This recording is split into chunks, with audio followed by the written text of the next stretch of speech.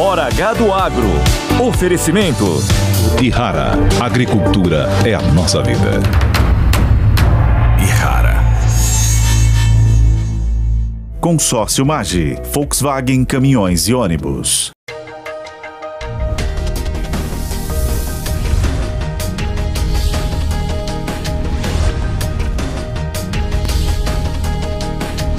Hora H do Agro, com Kellen Severo. Olá, sejam muito bem-vindos ao Hora H do Agro e hoje você vai ver o início da temporada das maiores feiras agrícolas da América Latina. O Show Rural Copavel reuniu mais de 300 mil pessoas no Paraná. O evento ficou de fora da agenda do governo Lula, que não enviou nenhum ministro à feira. Estiagem destrói lavouras de soja no Rio Grande do Sul e algumas áreas vão ter perda total. A Agência Climática dos Estados Unidos atualiza previsões e aponta: vem aí um laninha depois de um laninha. O que vai mudar? Para 25 e 26, todas as atualizações climáticas para a safra você vai ver nesta edição. E ainda no cenário internacional, as primeiras tarifas de Trump contra o agro brasileiro. Novo presidente dos Estados Unidos está mirando no etanol e o trigo também pode entrar no radar. Taxação do agro. Cadeia do amendoim tenta reverter a alta do ICMS no estado de São Paulo. Você vai ver tudo isso e muito mais no Hora H do Agro, que já está no ar. Nesta semana começou a temporada oficial de feiras agrícolas no Brasil, com a edição do Show Rural Copavel em Cascavel, no Paraná. Nenhum ministro do governo Lula esteve na feira, contrariando a tradição. Normalmente, autoridades políticas, como ministros da Agricultura, vão até o evento, que reúne mais de 300 mil pessoas a cada edição. Costuma ser uma oportunidade de aproximação com o setor agro e é até palco para anúncio de medidas. No ano passado, por exemplo, o ministro da Agricultura, Carlos Fávaro, esteve no Show Rural Copavel e, na ocasião, anunciou o crédito de 4 bilhões de reais ao agro. Nós entramos em contato com o Ministério da Agricultura e o Ministério do Desenvolvimento Agrário e questionamos por que a ausência de ministros do governo Lula neste que é um dos mais importantes eventos do agro da América Latina, mas a gente não obteve retorno até o presente momento. A pergunta que fica é: que sinal isso dá ao agro? Para entender, a gente vai conversar agora com o Roberto Mota, que é comentarista da Jovem Pan. Seja muito bem-vindo ao Hora H do Agro, Mota. Muito obrigado, Kellen. Um prazer estar aqui de novo. Para a gente também é uma satisfação, especialmente para nos ajudar a entender esse cenário atual. Que sinal a ausência de ministros do governo Lula num dos principais eventos do agronegócio brasileiro nos dá neste momento? Isso dá margem a várias hipóteses, várias possibilidades, Kellen. Uma delas pode ser simplesmente indiferença. A outra pode ser o fato de que o governo não está exatamente numa boa fase. Ele está imerso em várias crises simultâneas que vira e mexe dão margem a especulações sobre uma possível reforma ministerial. Agora, sempre foi difícil entender qual é a política do atual governo em relação ao agronegócio. Vamos lembrar que já na campanha, durante a campanha, havia uma postura de hostilidade aberta. Eu me lembro do candidato do PT ofendendo o agronegócio com os piores termos possíveis. Desde a campanha, a aliança com o MST sempre foi parte do projeto político do governo. O MST chegou até a participar de comitivas oficiais em missões ao exterior. Também a história do marco temporal, com todas as implicações que ele traz para a propriedade, não só rural, mas até urbana. Então, é muito difícil responder que ideia, que proposta, que visão o governo tem para o agronegócio. Ninguém sabe, talvez seja porque não existe. Essa é uma questão interessante, Mota. Eu estive em Cascavel, no Paraná, no Show Rural Copavel, que é uma das maiores feiras agrícolas do agronegócio da América Latina. Milhares de pessoas passam por lá e eu conversei diretamente com agricultores. Alguns me perguntaram, o que estaria acontecendo. A questão é, será que ao se afastar do povo, o povo do agro que estava lá, é um sinal de que o governo está temendo algumas críticas à gestão atual que está fazendo da economia, por exemplo? Ao não estar no evento, ele também se afasta e fecha os ouvidos a demandas importantes desse setor? Eu acho que essa é uma provável consequência, Kellen. Mas eu, quando olho o cenário de uma forma global, eu vejo que o agro representa várias coisas que não são alinhadas com o projeto político ideológico do atual governo, né? O agro significa independência. O agro significa você criar uma economia que não depende do governo. É uma economia, são pessoas, são negócios que se sustentam sozinhos. Então, eu acho que quando você traz uma visão de independência do Estado, de independência do governo, isso incomoda muita gente cujo projeto político está baseado em manter as pessoas dependentes do Estado. Muito bem, nessa sua visão de que o agro significa independência, há uma preocupação do setor agropecuário em alguns dos seus segmentos de que o governo, numa tentativa populista de baixar o preço de alguns alimentos, interfira no livre mercado, gerando efeitos colaterais para longas cadeias que fazem parte do agro. Você acredita que essa é uma possibilidade real, dado que a pauta alta da comida está tirando a popularidade do governo Lula? Eu acho que se as condições políticas, inclusive geopolíticas no mundo inteiro, fossem diferentes, se o governo estivesse numa época de alta popularidade ou de popularidade melhor, eu não tenho dúvida, Kellen, que já teriam sido tomadas medidas como, por exemplo, congelamento de preço, porque a mentalidade das pessoas que estão no poder no governo hoje é essa mentalidade. Eles têm um entendimento muito superficial do funcionamento do mercado. Pelo contrário, né? A primeira reação deles é culpar o mercado e os produtores pela alta do preço. Eles não entendem, né? Basicamente, existem duas razões para os preços estarem altos. A primeira pode ser uma questão de demanda e oferta. Se há muita demanda por um produto e não há oferta suficiente, o preço daquele produto vai subir. Isso é normal. Daqui a pouco, quando a oferta aumentar, o preço cai. Agora, quando todos os alimentos ficam mais caros ao mesmo tempo e outros produtos e serviços ficam mais caros ao mesmo tempo, aqui a gente está falando de inflação, que é causada pelo aumento da impressão de dinheiro por parte do governo. A raiz de tudo está nos gastos do governo. E é lógico, isso é uma história que o governo não quer contar de jeito nenhum. O efeito colateral desse montante de dinheiro que está entrando no mercado, né, do desarranjo das contas públicas, a gente sente na macroeconomia. Por exemplo, com esse juro mais alto, com toda essa volatilidade também do câmbio. E esses são fatores, Mota, que eu ouvi de muita gente que estava nessa feira agrícola como desafios para a tomada de decisão estratégica, seja grandes indústrias do agro, seja o segmento de bancos, seja produtores rurais. São muitas decisões que esses elos tomam e que, nesse momento, está difícil de entender o que vem pela frente. A pergunta objetiva que eu te faço, com base no que você entende como a política do governo Lula, é: diante do desafio de gerir a economia no Brasil, o governo está cada vez mais tentado a baixar juros para tentar forçar um aumento de popularidade a partir desse canal ou não? Essa era a minha interpretação do rumo dos acontecimentos, Kellen, até muito pouco tempo. A minha aposta foi de que quando o novo presidente do Banco Central assumisse, ele ia baixar os juros de qualquer jeito e a qualquer custo. Agora o cenário me parece um pouco diferente. Talvez seja resultado da popularidade extremamente baixa do governo e da preocupação com a eleição que está vindo por aí. Além, é claro, a gente nunca deve menosprezar isso, as consequências das mudanças geopolíticas que estão acontecendo no mundo inteiro, causadas pela posse de Donald Trump. Eu tenho certeza que isso está tirando muito sono de muita gente. Então, a impressão que eu tenho é que, nesse momento, reina a confusão. Qualquer plano que tinha sido feito, nesse momento, está sendo jogado fora e as pessoas realmente não sabem o que vão fazer.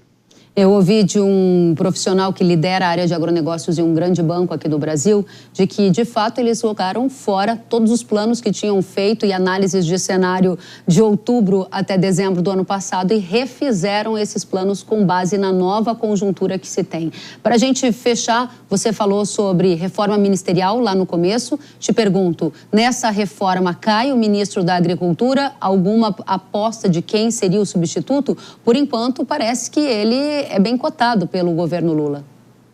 A minha aposta, de uma forma geral, é que à medida que as eleições se aproximam, o desespero vai aumentar. E o governo vai tentar todos aqueles métodos tradicionais, velhos, cansados, para tentar formar alianças e conseguir recuperar a popularidade. Eu acho que nenhum ministério está seguro. Para fechar, a gente está perguntando que sinal a ausência de ministros de Lula dá ao agro. Quer dizer que as pautas do agro não são uma prioridade ou não devem ser? Ou é muito exagero tirar esse tipo de conclusão a partir desse único e específico fato? Eu acho que o que a gente pode concluir daí é uma mistura de desconhecimento de como funciona a economia e é uma coisa que eu classificaria de analfabetismo político, né? Incapacidade de reconhecer o papel que o agro desempenha no Brasil de hoje. Eu acho que, se o governo continuar com essa postura, o preço a pagar vai ser muito alto. Você falou de Trump.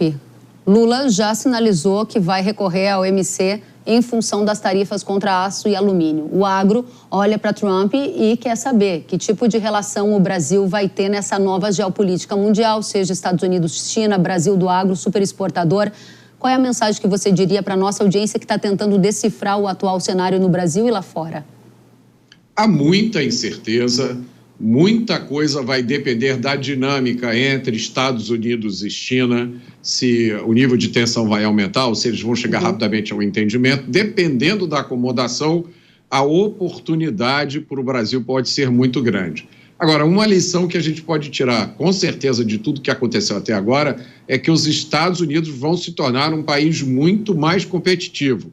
Donald Trump está apostando na redução do tamanho do Estado americano, na desregulamentação do mercado, no corte de subsídios, no corte de impostos. A gente sabe que o setor do agro nos Estados Unidos tem muitos subsídios. A gente não sabe ainda se Donald Trump vai avançar nessa direção.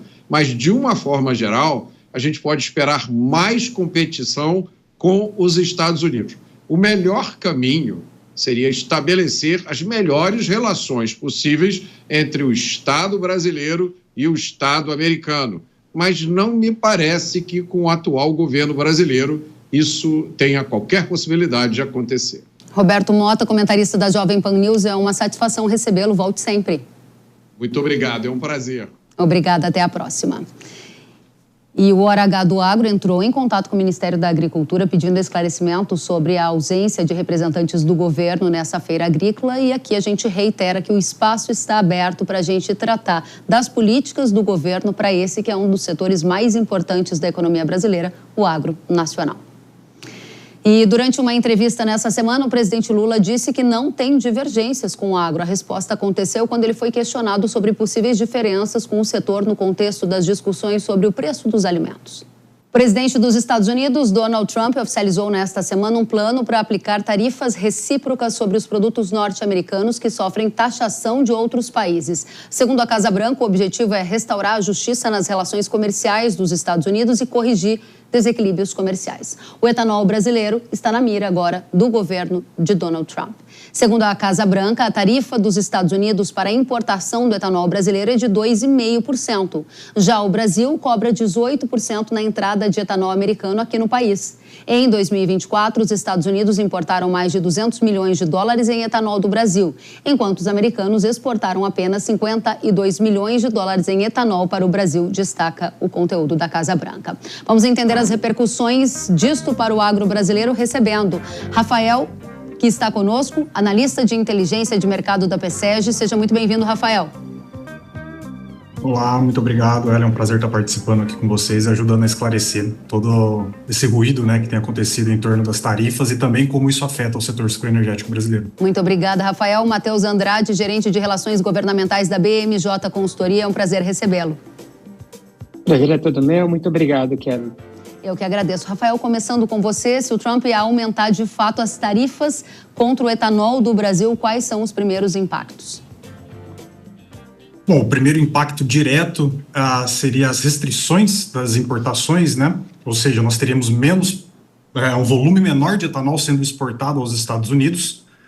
Na prática, quando a gente observa todo o volume do que é produzido nacionalmente, em uma safra regular, isso acaba não sendo algo tão significativo, né? Então a gente está falando aí de uma produção nacional em torno de 33 bilhões de litros para cada safra, para cada ciclo que nós temos aqui na cultura de cana-de-açúcar, tanto na região centro-sul como lá no nordeste do país, e o que chega para os Estados Unidos acaba sendo em torno, no máximo, aí, né, o nosso máximo histórico no passado recente foi de 500 milhões de litros, então acaba sendo uma pequena fração, né, tanto do que é exportado, porque acho que vale reforçar, né, embora o setor sucroenergético tenha uma ampla exportação do açúcar como commodity, quando a gente olha para o etanol, ele acaba sendo mais restrito ao consumo doméstico, né, apenas uma pequena parcela desse etanol é exportado, é enviado ao mercado internacional, e uma parcela ainda menor chega lá nos Estados Unidos, né, tem como destino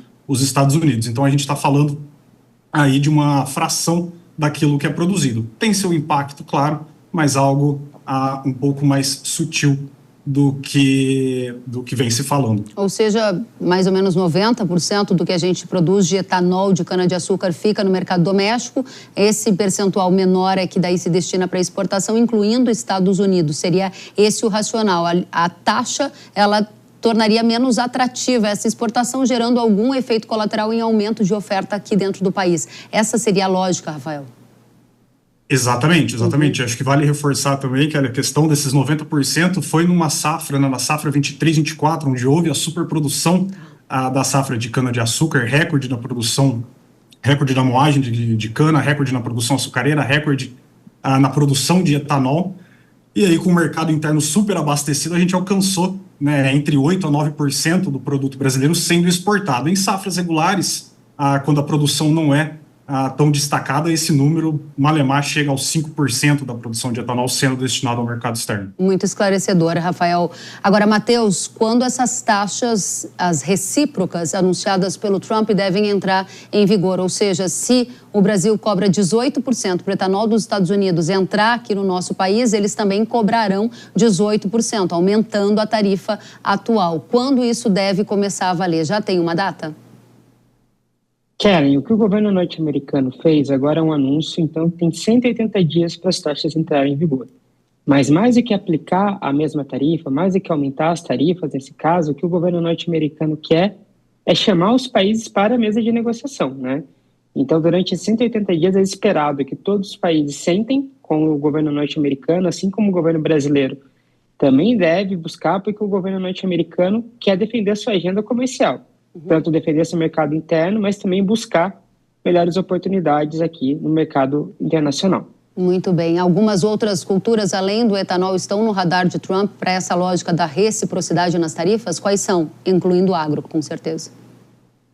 Karen, nesse momento não tem nenhum grande pedido, além do etanol. O etanol é o item número 1 nessa agenda bilateral Brasil e Estados Unidos. A gente sempre teve muito claro para todo mundo que trabalha nesse setor, que acompanha a agenda, que o Trump teria uma forte ação no etanol. O Brasil é um dos maiores produtores e também usuários de etanol, né? Um grande mercado consumidor. Então, os Estados Unidos também tem interesse de aproveitar o mercado brasileiro, entrar nesse mercado. A gente tem que lembrar que, alguns anos atrás, teve alíquota zero para o etanol norte-americano e teve muita exportação para cá. Então, para eles também é importante acessar esse mercado brasileiro. Muito bem. Nesse momento, esse mercado não tem outro produto de destaque além do etanol. Muito bem. Dentro da lógica do setor de cana-de-açúcar, Rafael, se essas tarifas, então, passam a valer nesse prazo que o Matheus nos colocou, o produtor de cana, as indústrias, elas podem olhar para suas decisões e revisitá-las, fazendo mais investimento para o açúcar e menos para o etanol, ou não? O efeito colateral esperado é muito pequenininho e isso não deve acontecer. Eu diria que um pouco dos dois, Karen. De fato, o efeito colateral é diminuto aí nesse caso, né? A gente pode citar uma outra discussão que tem ventilado ao setor, que seria o aumento da mistura de etanol anidro na gasolina, né, no nosso combustível fóssil. Essa medida, por exemplo, com certeza traria um impacto muito maior e mais significativo, aí falando em preços de etanol no mercado doméstico. Quando a comparação com o açúcar, já faz alguns anos, né, que o açúcar vem bem melhor cotado, né, possui uma vantagem comparativa de preços aí muito superior ao etanol, mais ou menos ali desde o início da pandemia. Então a gente está falando que desde 2020, né, na média, o açúcar vem remunerando bem mais do que o etanol. Isso tende a continuar, pelo menos no curto prazo, aí, né? Para essa próxima safra, sem dúvida nenhuma, talvez para as próximas 2 ou 3, esse cenário ainda se mantenha. E essa decisão das tarifas não seria isso que impactaria ou que depreciaria o etanol em relação ao açúcar. Muito bem. Nesse contexto de discussão de etanol, Matheus, o governo Trump tem um forte apoio do setor rural nos Estados Unidos. O etanol dos Estados Unidos, majoritariamente, é produzido a partir do milho. Há um interesse de Trump sinalizar apoio ao setor rural, ou seja, aumentando as taxas para a entrada do etanol do Brasil, ele estaria ampliando o espaço para o etanol de milho nos Estados Unidos e assim fazendo um aceno para a sua audiência ou para seu eleitorado. Que tipo de efeito colateral isso pode gerar de uma maneira mais macro, se você está olhando para isso? Keren, esse é um movimento político. Sim, é um movimento político e comercial, é um movimento do Trump para a sua base, né? A Casa Branca ontem fez 2 comunicados. O primeiro comunicado era da medida e o segundo era da repercussão. E os 2 primeiros apoios que eles tiveram foram das entidades que produzem etanol, que representam os produtores de etanol e de milho nos Estados Unidos. Então, claramente, é uma medida também para agradar essa base. E mais do que elevar a tarifa, né? É mostrar que ele está lutando pelos produtores ao redor do mundo, né? Sempre lembrando nessa lógica que eles são produtores, importadores e exportadores.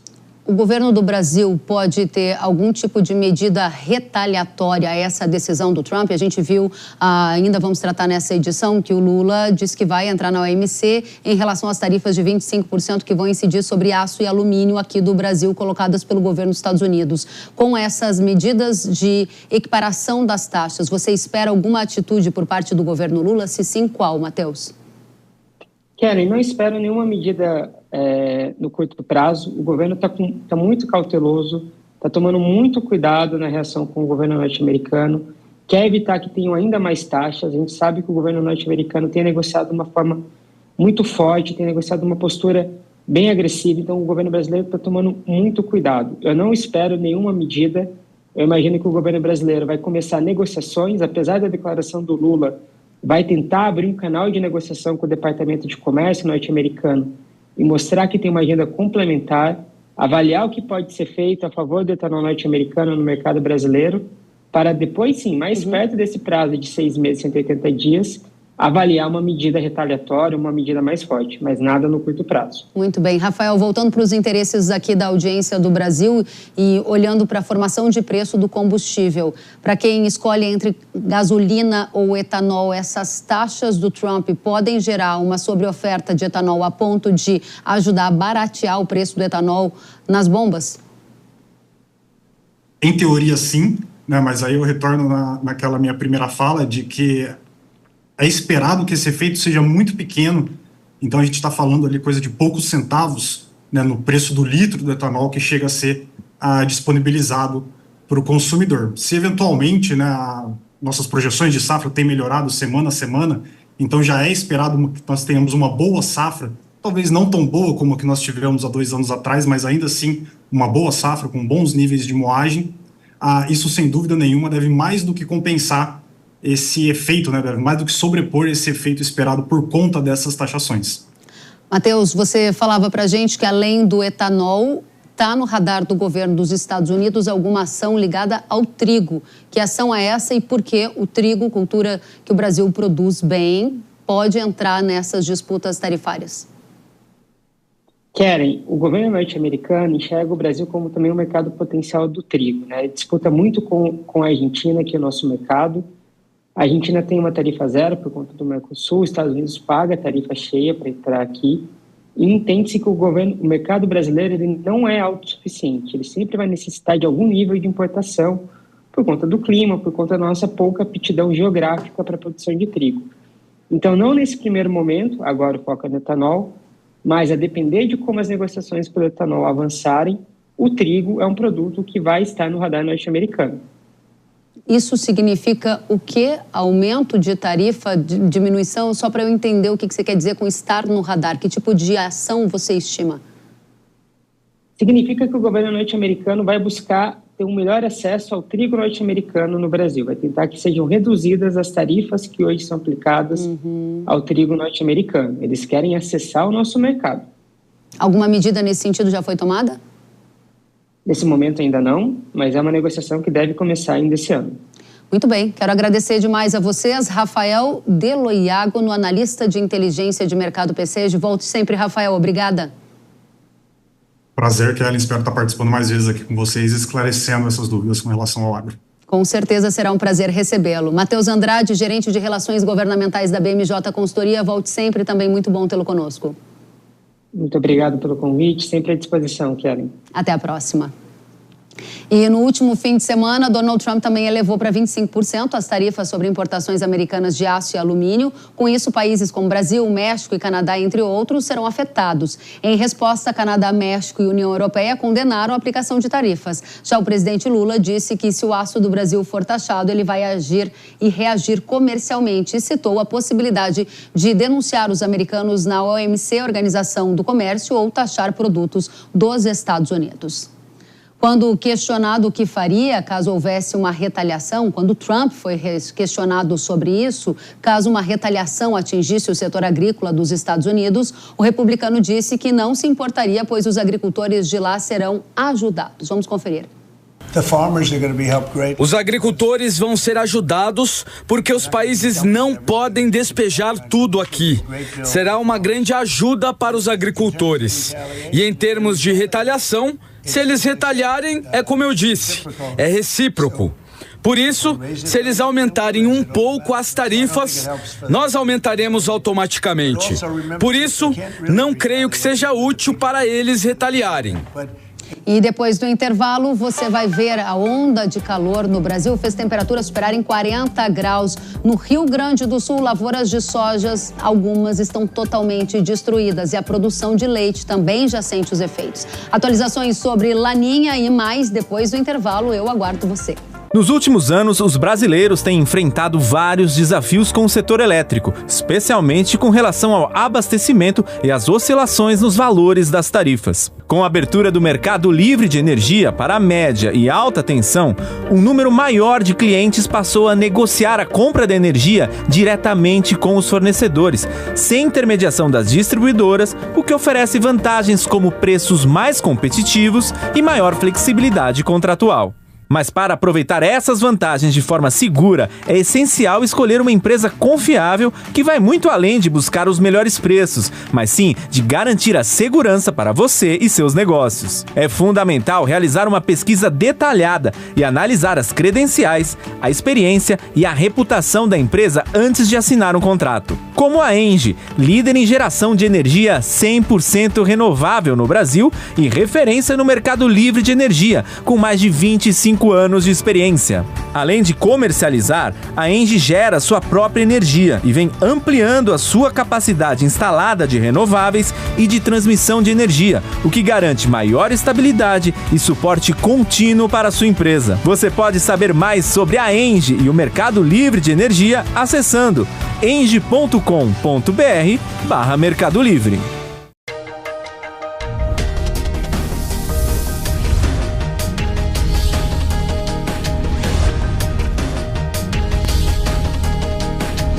Hora H do Agro, com Kellen Severo.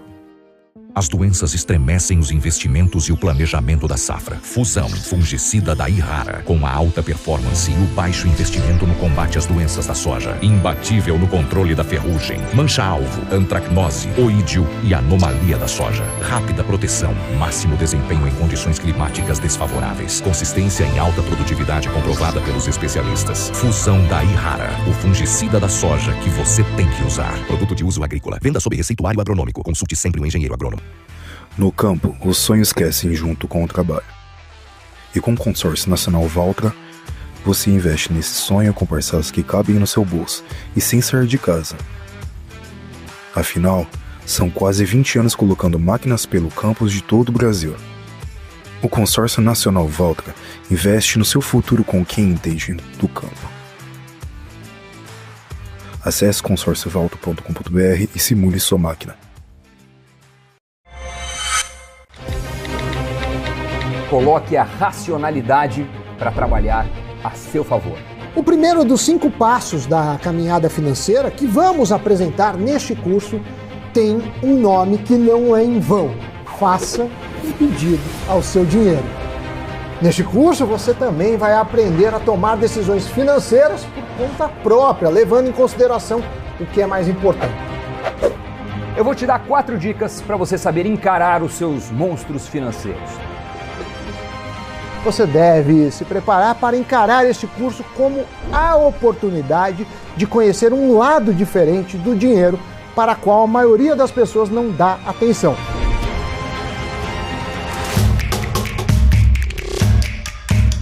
Acesse newcursos.com.br e comece a fazer as pazes com as suas finanças.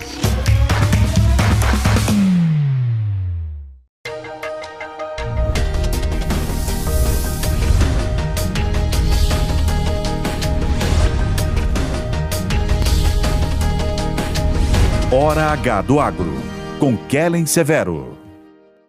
Estamos de volta com o Hora H do Agro aqui na Jovem Pan News.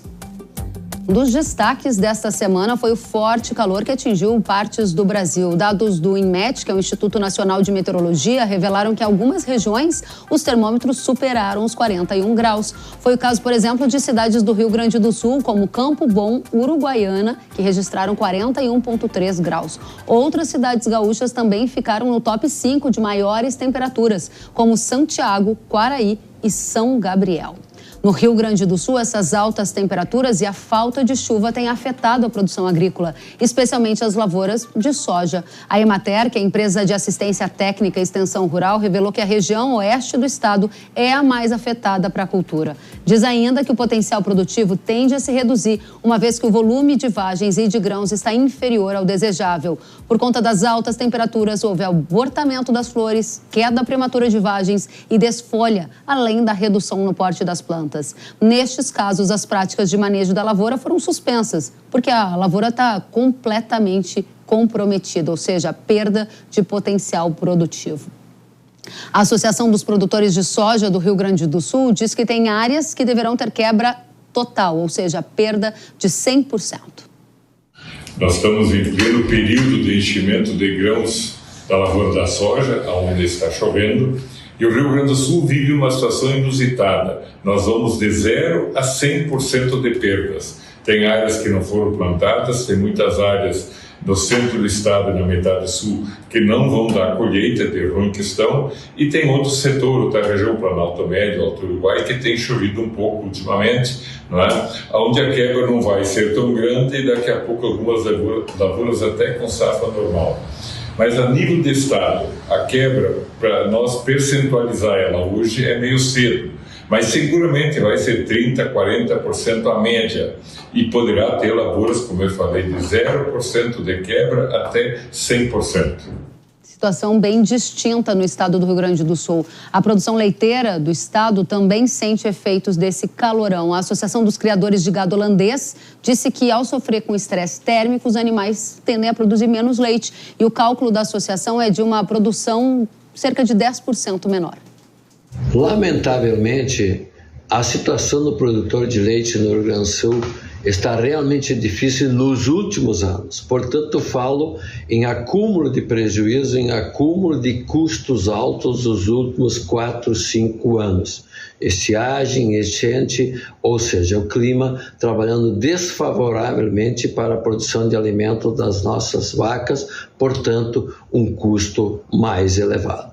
Nesses últimos dias tórridos e na grande maioria das regiões com pouca chuva, nós estamos tendo o efeito da estiagem e também efeito dos 40 graus de temperatura sobre as nossas vacas, portanto, um estresse térmico violento. Com isso, uma redução de 10% da produção de leite, um custo aumentando, e lembrando sempre que isso é um custo acumulativo do que nós já viemos sofrendo.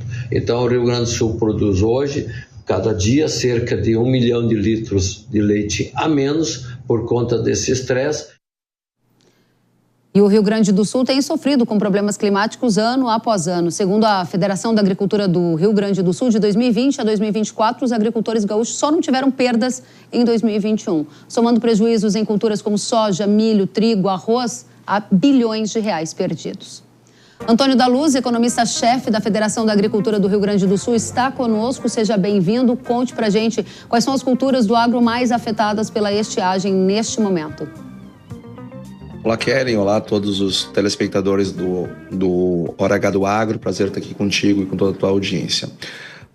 Kellen, como muito bem o senador Irineu Orti trouxe aqui as perdas que estão acontecendo neste ano, nós estamos vivendo mais um ano de perdas. Porque, Kellen, aqui no Rio Grande do Sul, lamentavelmente, nós estamos lidando com um fenômeno que nós nunca tínhamos vivido. E que diferencia o Rio Grande do Sul dos demais estados brasileiros. E que bom que é só aqui que está acontecendo. Porque nós perdemos safra em 2020, aí 2021 foi um ano bom. Mas perdemos em 2022, em 2023, por estiagens, e perdemos em 2024, ironicamente, por excesso de chuvas, por enchentes. E agora, 2025, nós estamos perdendo de novo com estiagem. Então, esse é um ciclo que está acontecendo aqui no estado muito duro, muito complicado. Algo parecido aconteceu lá na década de 40, mas não com essa intensidade e tão longo. Tá? Agora, o fato é que quando a gente pega aquilo que já sabemos que perdemos, ou seja, nem estamos considerando a safra 25 porque há uma incerteza do tamanho, porque ainda podemos perder mais, lamentavelmente, esse ano. Mas pegando só entre 2020 e 2024, os produtores gaúchos, Kellen, eles deixaram de faturar 117 bilhões de reais. Eles perderam, por conta de problemas climáticos, 117 B de bola, bilhões de reais. Isto é mais de 40 milhões de toneladas de grãos que nós perdemos por questões climáticas. Kellen, é obrigação do produtor se preparar para uma estiagem, para uma crise de preço, para uma enchente. Isso é do jogo. Trabalhamos sem telhado. Agora, 4 safras em 5, nenhum produtor no mundo está preparado para isso. Como é que faz para lidar com isso, hein, da Luz? Seguro rural é uma alternativa que funciona? É uma dívida assim, enorme que se criou, uma alavancagem muito grande, um endividamento muito grande, e isso precisa ter algum endereço. A minha pergunta para você é: seguro rural resolve? Porque com esse tamanho de frustração, com essa recorrência, imagino que fica cada vez mais proibitivo conseguir um seguro aí no estado. E aqui no Brasil a gente também tem vários problemas na política agrícola para garantir o acesso ao seguro, não só no Rio Grande do Sul, mas em outras áreas do país. De onde vem o socorro, de onde vem o respiro para lidar com esses problemas? Ellen, olha, nós não acreditamos que uma única coisa vá resolver. Agora, o seguro rural, com certeza, ameniza. O Proagro, que nós vimos retrocessos muito grandes nesses últimos anos, ameniza. Por exemplo, esta perda de 2025, os produtores vão sentir na pele a ausência do Proagro, ou pelo menos como ele deveria ser. Irrigação é algo que também ameniza, não resolve, não consigo irrigar tudo, mas ameniza. E aí nós tivemos aqui muitos anos de algumas pessoas, de alguns setores do poder público gaúcho. As leis federais já não são boas e ainda tem gente que consegue interpretá-las para pior. Então, irrigação também é outra coisa que ameniza.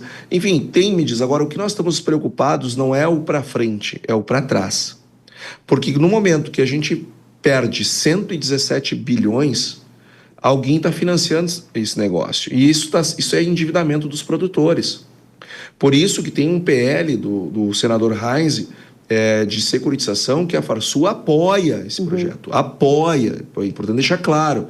E não só esse, mas toda e qualquer medida que venha ao encontro de endereçar este problema de curtíssimo prazo que nós temos. As contas começam a vencer agora.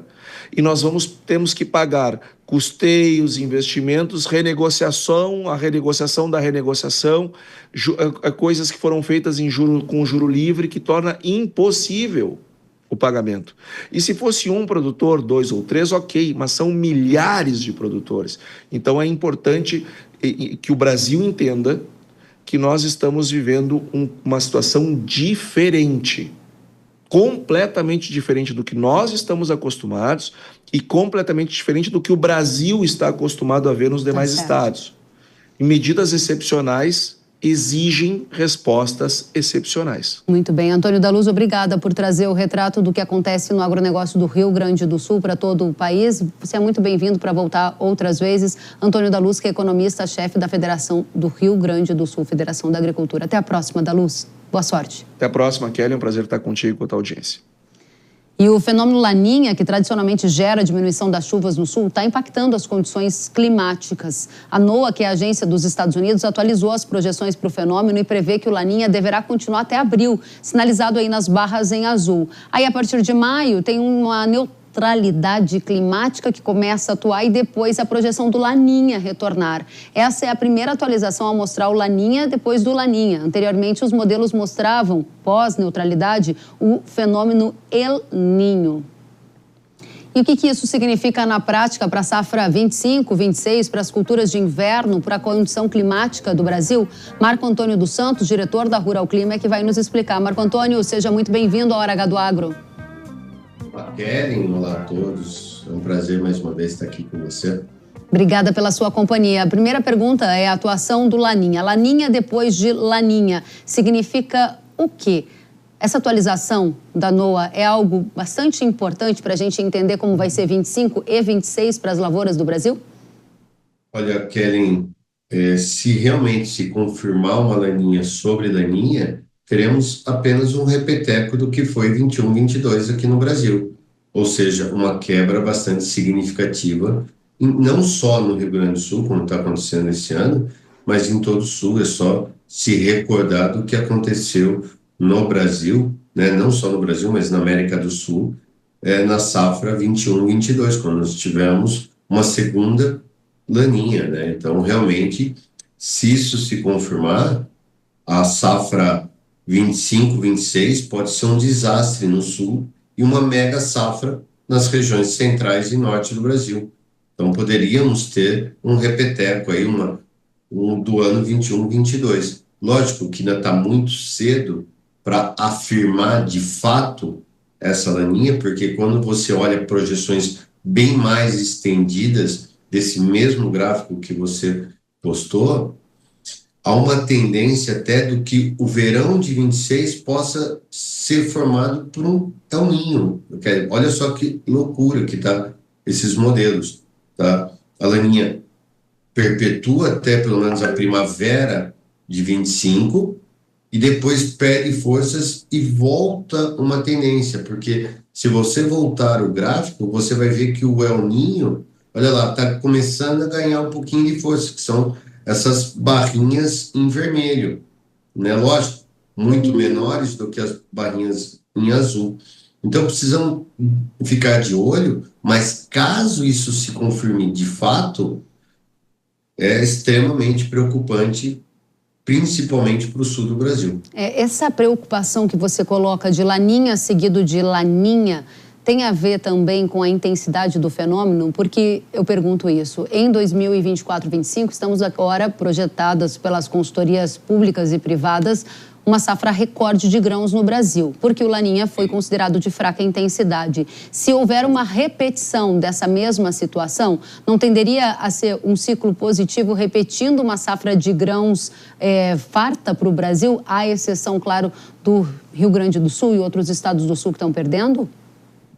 Sim, mas assim, Kelly, vamos pensar, esse ano, apesar de algumas quebras no Paraná, sul do Mato Grosso do Sul e até em Santa Catarina, mas não é generalizada como está acontecendo no Rio Grande, né? O Rio Grande do Sul está com uma quebra muito mais generalizada quando comparado com estados como Santa Catarina, Paraná e sul do Mato Grosso do Sul e até mesmo Paraguai. Porém, uma Laninha seguida de Laninha, historicamente, é a pior dos mundos, não só para o Rio Grande, mas para toda a região sul do Brasil. Então, pegaria sul de São Paulo, Mato Grosso do Sul, Paraná, Santa Catarina, algo que já vimos exatamente há 4 anos atrás, que foi na safra 21 e 22. Muito bem. Dentro desse contexto de alerta, que a gente naturalmente vai dar espaço para o tempo se manifestar e ver se essas previsões apontadas pela NOAA vão se confirmar, vamos voltar o nosso radar aqui para o curto prazo. E aí você mostrou para a gente anomalias de temperatura, que são esses calorões, essa estiagem perdendo áreas aqui do centro-sul do Brasil. Isso vai permanecer entre fevereiro e março, gerando que efeitos colaterais em safra agrícola que você pode adiantar para a gente? Kelly, esses 2 mapas que estão na tela é dessa semana agora, que entre a próxima. Tá? Então, seriam os próximos 10 dias, porque a partir do dia 25, 26 de fevereiro, ou seja, meados da próxima semana, esse calor vai embora. Tá? Então, o grande problema todo está nesses próximos 10 dias, onde teremos essa nova onda de calor, seguido principalmente nas regiões sudeste e partes do centro-oeste com poucas chuvas.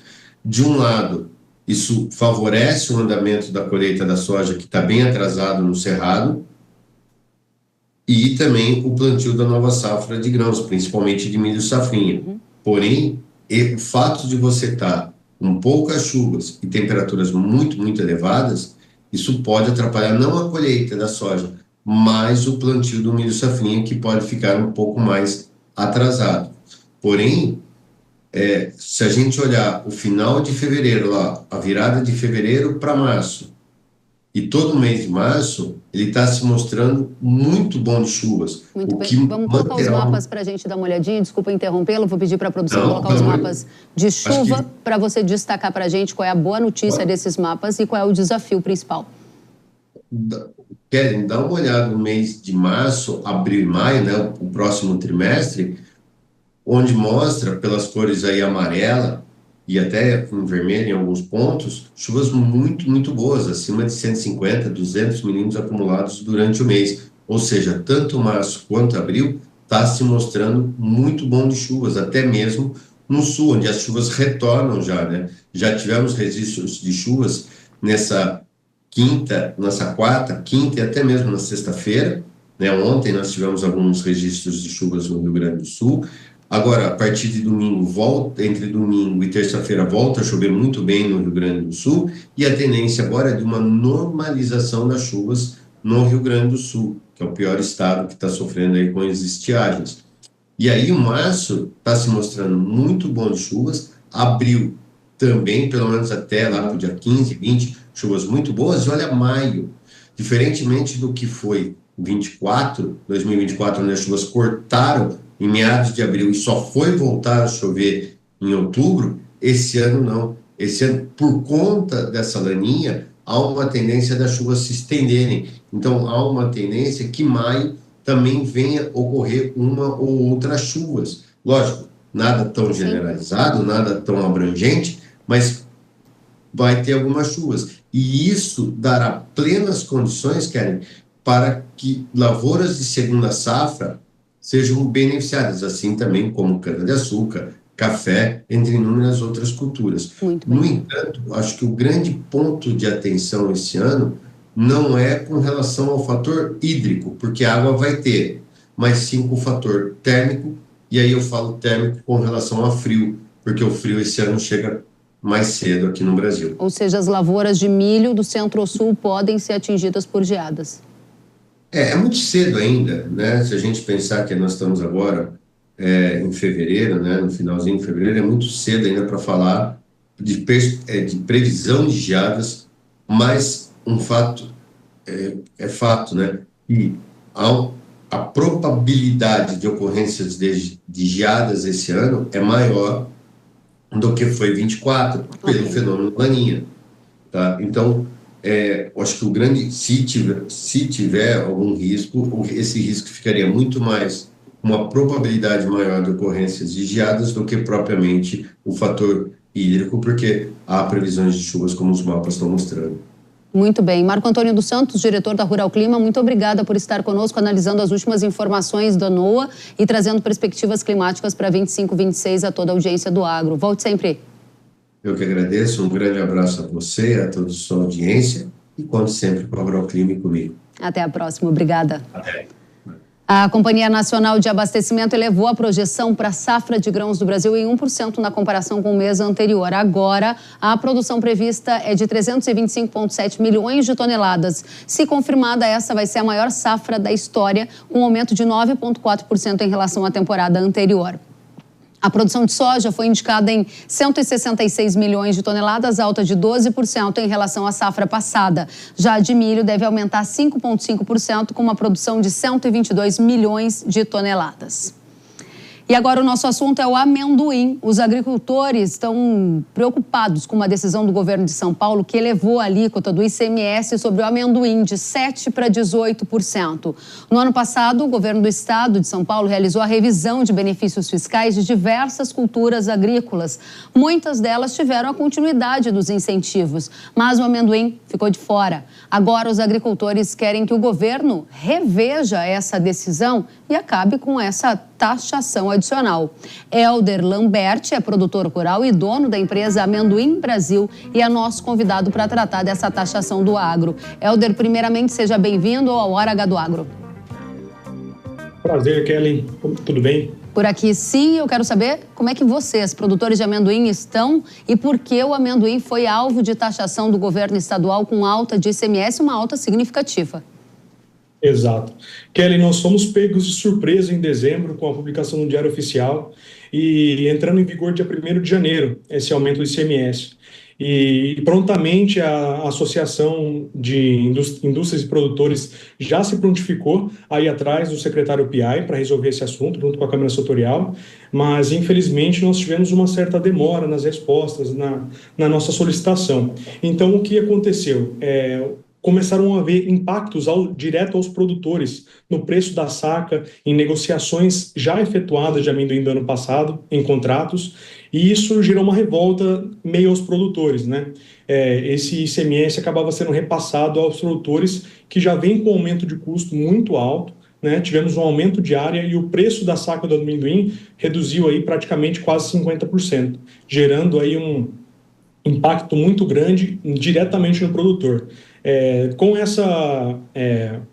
esse problema com os produtores do ICMS, houve essa união dos produtores para se fazer um tratoraço ou alguma coisa para solicitar que o governador retire esse aumento do ICMS e também retorne com o crédito outorgado, que é um problema muito grande para a cultura não ter tanto esse benefício do ICMS. Estados como Mato Grosso do Sul, Mato Grosso e outros estados continuam com benefícios fiscais para o amendoim. Então, a permanência desse aumento do ICMS gera a desindustrialização do amendoim no estado de São Paulo, muito rápida, né?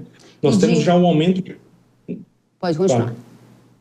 Nós temos já o aumento de custo aqui no estado de São Paulo por conta dos arrendamentos e um custo menor de produção em outros estados. Então, o amendoim do estado de São Paulo vem ficando cada vez menos competitivo. Com o aumento desse ICMS, ele se torna ainda menos competitivo, trazendo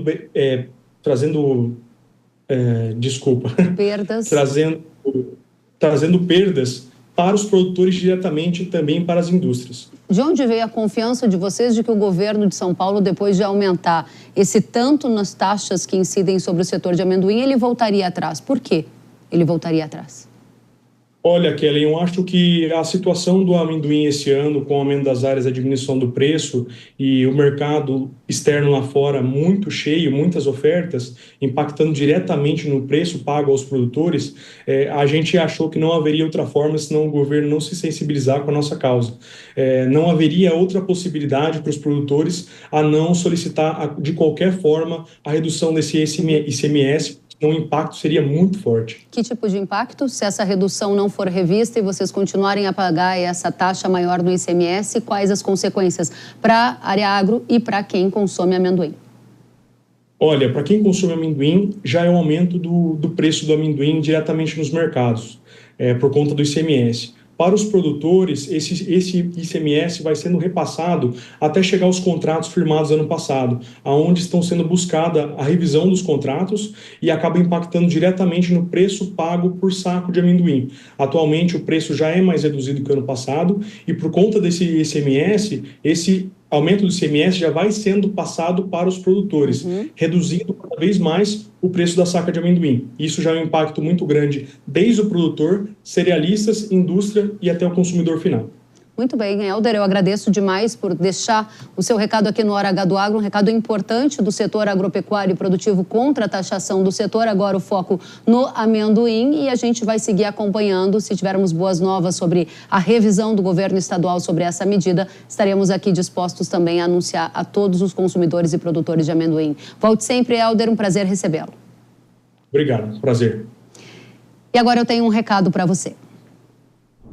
Cansado de ver o azevém acabar com a produtividade do seu trigo?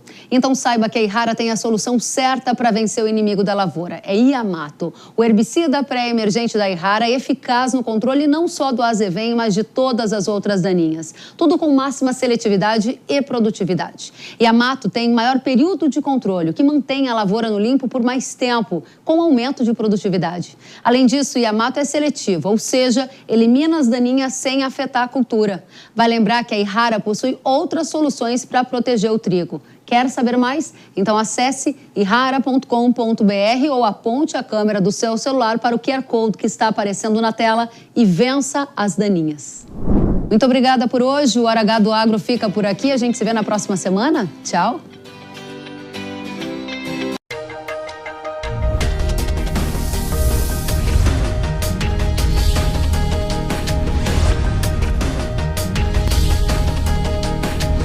Hora H do Agro, com Kellen Severo. Hora H do Agro. Oferecimento. Yara, agricultura é a nossa vida. Yara. Consórcio Magi, Volkswagen Caminhões e Ônibus. A opinião dos nossos comentaristas não reflete necessariamente a opinião do Grupo Jovem Pan de Comunicação. Realização Jovem Pan News.